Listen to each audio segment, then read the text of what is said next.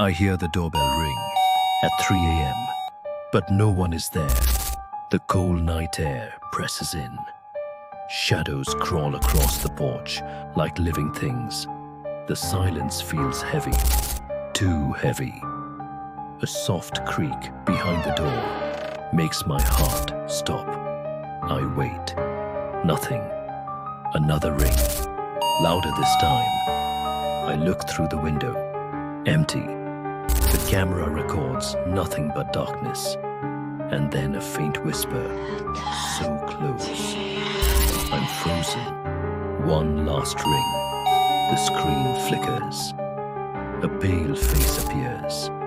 Too hollow, too cold.